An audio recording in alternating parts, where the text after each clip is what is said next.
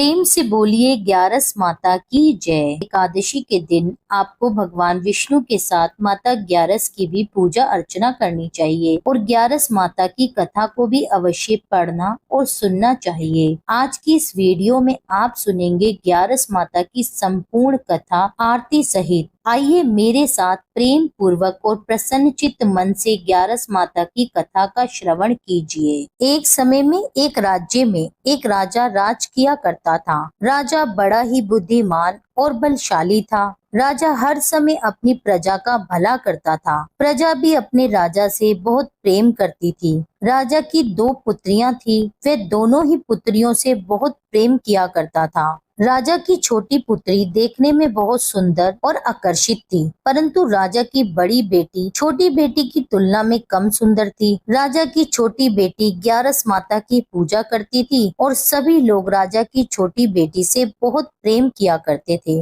और उसकी बहुत प्रशंसा भी किया करते थे। इसी कारण राजा की बड़ी बेटी अपनी छोटी बहन से नफरत करती थी। राजा की दोनों बेटियां जब बड़ी हो गई, तब एक पड़ोस में रहने वाला राजकुमार राजा की बड़ी बेटी के लिए रिश्ता लेकर आया, परंतु जैसे ही उस राजकुमार की नजर राजा की छोटी बेटी पर पड़ी, तो वह राजकुमार राजा की छोटी बेटी पर मोहित हो गया और उससे पहली ही नजर में प्रेम कर बैठा। राजकुमार ने राजा की बड़ी बेटी के साथ विवाह करने से मना कर दिया और उसने राजा से कहा कि मैं आपकी छोटी पुत्री से विवाह करना चाहता हूँ। जिसके बाद राजा की बड़ी बेटी यह देखकर अपनी छोटी बहन पर बहुत क्रोधित हो गई और राजा की बड़ी बेटी अपनी छोटी बहन को अपना सबसे बड़ा शत्रु मानने लगी। राजा की बड़ी बेटी ने अपनी छोटी बहन से बदला लेने का निर्णय कर लिया, जिसके लिए उसने अपनी छोटी बहन को जान से मारने की योजना बनाई। राजा की बड़ी बेटी ने अपनी छोटी बहन को मारने के लिए सबसे पहले एक लड्डू में जहर मिलाकर उसे खाने के लिए अपनी बहन को दिया, लेकिन छोटी बहन द्वारा उस लड्डू को खाने के बाद भी छोटी बहन को कुछ भी नहीं हुआ। बड़ी बहन ये देखकर बहुत ही आश्चर्यचकित हो गई, लेकिन बड़ी बहन ने हार नहीं मानी और रात में जब वह छोटी बहन अपने कमरे में सो रही थी, तब एक मटके में सांप रखकर उसके कमरे में छोड़ दिया, लेकिन सांप भी छोटी बहन का कुछ भी नहीं बिगाड़ पाया। जिसके बाद बड़ी बहन ने अपनी छोटी बहन से कहा कि चलो हम लोग कुएं में से पानी भरकर लाते हैं, जिसके लिए वह अपनी छोटी बहन को पानी भरने के बहाने कुएं के पास ले गई और उसने अपनी छोटी बहन को कुएं में धक्का दे दिया, लेकिन छोटी बहन को तब भी कुछ नहीं हुआ, क्योंकि हर बार ग्यारस माता उसकी रक्षा कर रही थी और उधर बड़ी बहन अपने सारे प्रयासों में असफल हो रही थी, जिसके कारण वह और अधिक क्रोधित होती जा रही थी। अपनी छोटी बहन से जाकर उसने स्वयं ही पूछ लिया। उसने अपनी छोटी बहन से पूछा, तुमको पता है कि भगवान ने सबकी मृत्यु एक निश्चित समय पर लिखी हुई है और कैसे तुम्हारी मृत्यु होगी, क्या तुम जानती हो? तब छोटी बहन ने बड़ी बहन को बताया, हाँ मैं जानती हूँ मेरी मृत्यु कैसे होगी। छोटी बहन से यह सुनकर बड़ी बहन मन ही मन बहुत प्रसन्न हुई और उसने अपनी छोटी बहन से कहा कि तुम मुझे अपनी मृत्यु का राज बताओ। छोटी बहन ने अपनी बड़ी बहन से कहा कि मेरी मृत्यु तो एक तोते में है। जो तोते के गले में एक हार है, उससे मेरी मृत्यु होगी। जब तक कोई भी व्यक्ति तोते को मारकर वह हार अपने गले में पहनेगा तो मैं मूर्छित हो जाऊंगी और जैसे ही उस हार को अपने गले से उतारेगा तो मैं वापस से जीवित हो जाऊंगी। अपनी छोटी बहन का यह राज सुनकर बड़ी बहन बहुत प्रसन्न हो गई और उसने अपनी छोटी बहन को मारने के लिए उसके पालतू तोते को ढूंढना शुरू कर दिया और छोटी बहन को इस बात का आभास भी हो गया था कि कोई उसकी जान लेना चाहता है, जिसके लिए वह अपने पिता के पास गई और उसने अपने पिताजी से कहा कि हे पिताजी, मेरी मृत्यु के बाद आप मुझे जलाइएगा मत, बल्कि आप मुझे अपनी पुरानी वाली हवेली में एक पलंग पर लिटाकर छोड़ दीजिए। अपनी छोटी लड़की की यह बात सुनकर राजा बड़ा ही हैरान हुआ।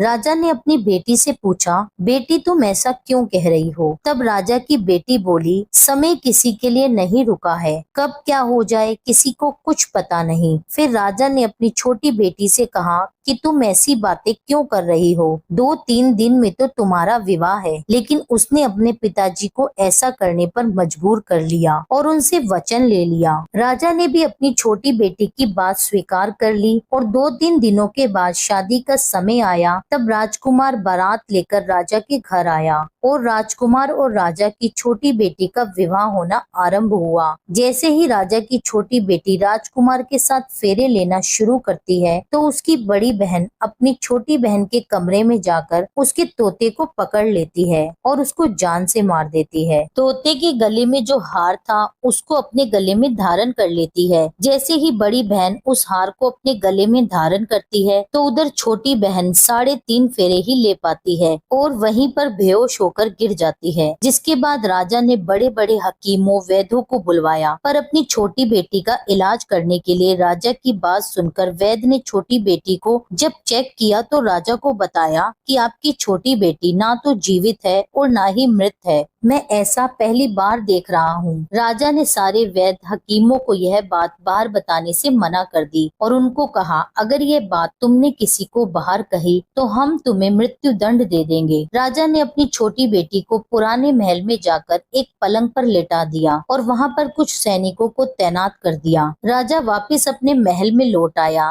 राजा की बड़ी बेटी अपने पिताजी के पास आई और कहने लगी, पिताजी, अगर ये शादी संपन्न नहीं हुई तो आपकी इज्जत का क्या होगा? आप कहें तो मैं आपकी इज्जत बचाने के लिए राजकुमार से विवाह करने के लिए तैयार हूँ। जिसके बाद राजा ने अपनी बड़ी बेटी की बात मान ली और राजा ने अपनी बड़ी बेटी को छोटी बेटी का जोड़ा पहनाकर विवाह मंडप में बिठा दिया। परंतु राजकुमार ये जान गया कि ये राजा की छोटी बेटी नहीं है बल्कि ये राजा की बड़ी बेटी है। लेकिन जब राजकुमार ने विवाह करने से मना किया तो सभी लोगों ने राजकुमार को विवश करके बचे हुए फेरों को संपन्न करा दिया और विवाह करवा दिया। जिसके बाद राजकुमार राजा की बड़ी बेटी को अपने साथ महल में ले गया। अब राजकुमार राजा की बड़ी बेटी से ना तो बात किया करता था और ना ही उसको पसंद करता था। राजकुमार ने ये फैसला लिया था कि वह अपनी प्रेमिका को ढूंढ कर रहेगा और यह जानकर रहेगा कि उसके साथ क्या हुआ है। एक दिन राजकुमार अपने घोड़े पर सवार होकर राजा के पुराने महल के पास पहुंच गया, जहां पर उसने कुछ सैनिकों को देखा। महल के पास पहुंचकर राजकुमार ने ध्यान से देखा तो वह समझ गया कि यह तो हमारे ससुर जी का महल है। तब राजकुमार ने सैनिकों से पूछा कि तुम लोग यहाँ क्या कर रहे हो और इस महल के अंदर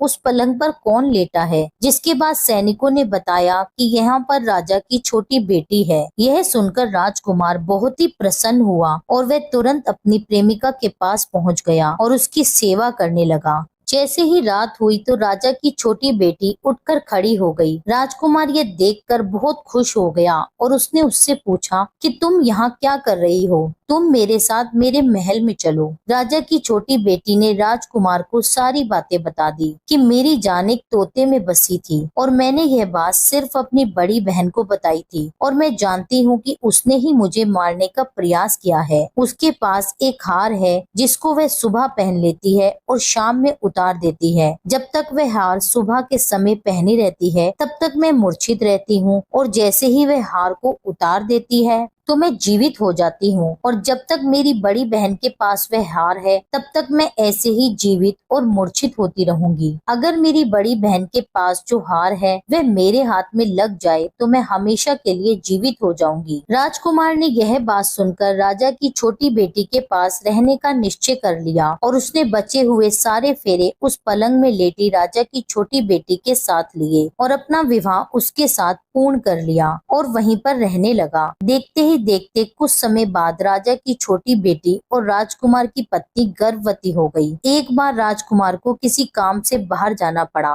तब छोटी बेटी के पेट में बहुत तेज दर्द होने लगा, जिसके बाद उसने ग्यारस माता का आह्वान किया। उसी समय वहाँ पर ग्यारस माता प्रकट हुई और उन्होंने अपने भक्त के दर्द को दूर किया और उसे एक पुत्र की प्राप्ति हुई। उसी समय वहाँ पर अचानक से राजकुमार भी आ पहुँचा। राजकुमार ने जब ग्यारस माता को देखा तो वह आश्चर्यचकित हो गया और उसने तुरंत माता को प्रणाम किया और ग्यारस माता ने राजकुमार से कहा, जब तुम्हारा यह पुत्र 5 वर्ष का हो जाए तब तुम अपनी पत्नी का हार लाकर इसके गले में डाल देना। और देखते ही देखते राजकुमार और राजा की छोटी बेटी का पुत्र 5 वर्ष का हो गया। तो राजकुमार अपने बेटे से कहता है कि बेटा, मैं कुछ काम से बाहर जा रहा हूँ, तुम अपनी माता का ध्यान रखना। और यह कहकर वहाँ से चला गया। राजा को बाहर निकलता देखकर बड़ी बहन के सैनिक देख लेते हैं और बड़ी बहन को जाकर सारी बातें बता देते हैं। जिसके बाद बड़ी बहन अपनी छोटी बहन के पुत्र को वहाँ से उठवा लेती है और उसको मरवा देती है। अपनी छोटी बहन के बेटे के 2 टुकड़े करवा देती है।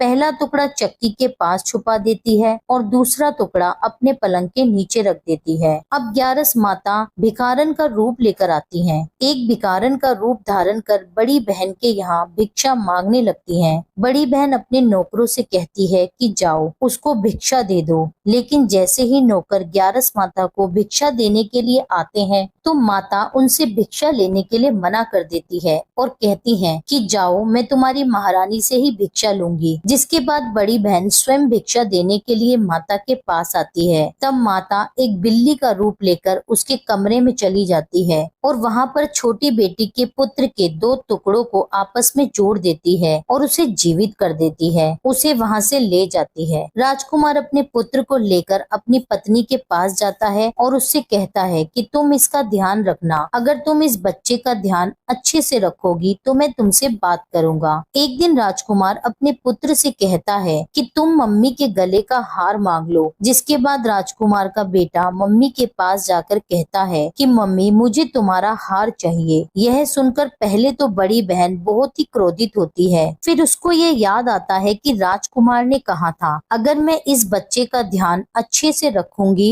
तो वह मुझसे बात करेंगे। जिसके कारण वह हार उस बच्चे को दे देती है और वह तुरंत हार ले जाकर अपने पिताजी को दे देता है। और तभी राजकुमार अपने बेटे को लेकर वहाँ से जाने लगता है तो उसकी पत्नी से कहता है कि तुम हमारे लिए खाना बनाकर रखना, मैं शाम को आकर तुम्हारे साथ खाना खाऊंगा। और वह अपने बेटे को लेकर वहाँ से चला जाता है और वह राजा के पास जाकर सारी बात राजा को बता देता है। राजा अपनी बड़ी बेटी की इस करतूत को सुनकर बहुत ही क्रोधित होते हैं और अपनी परवरिश पर शर्मिंदा होते हैं और दोष देने लगते हैं और राजकुमार को अपनी छोटी बेटी के साथ रहने का आदेश देते हैं। इस प्रकार ग्यारस माता और एकादशी माता की कृपा से राजकुमार और राजकुमारी खुशी खुशी अपना जीवन व्यतीत करते हैं। बोलिए ग्यारस माता की जय। हे ग्यारस माता, जिस प्रकार अपने राजकुमार और राजकुमारी के परिवार की रक्षा करी, उसी प्रकार से कथा कहने, सुनने और हुंकारा भरने वाले सभी के परिवारों की रक्षा करना।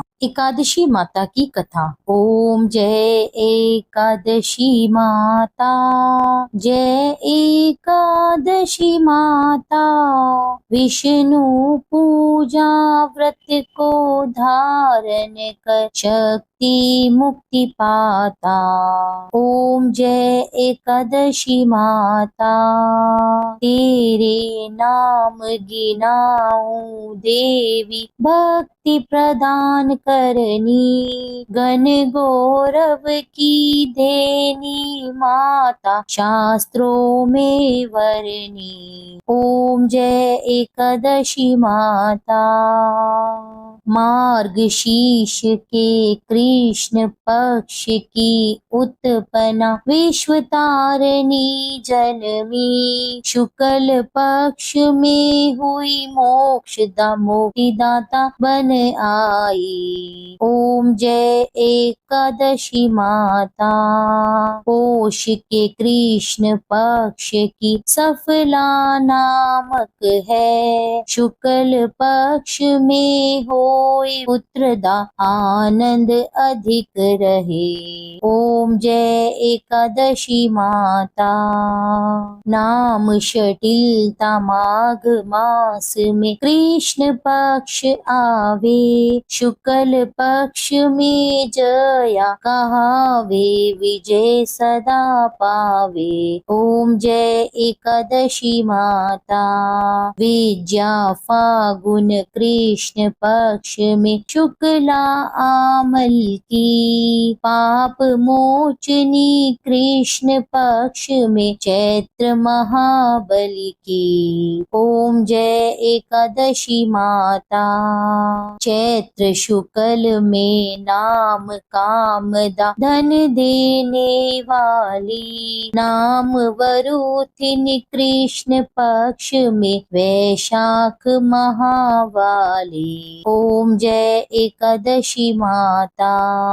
शुक्ल पक्ष में होए मोहिनी अपरा ज्येष्ठ कृष्ण पक्षी, नाम निर्जला सब सुख करनी शुक्ल पक्ष रखी। ओम जय एकादशी माता।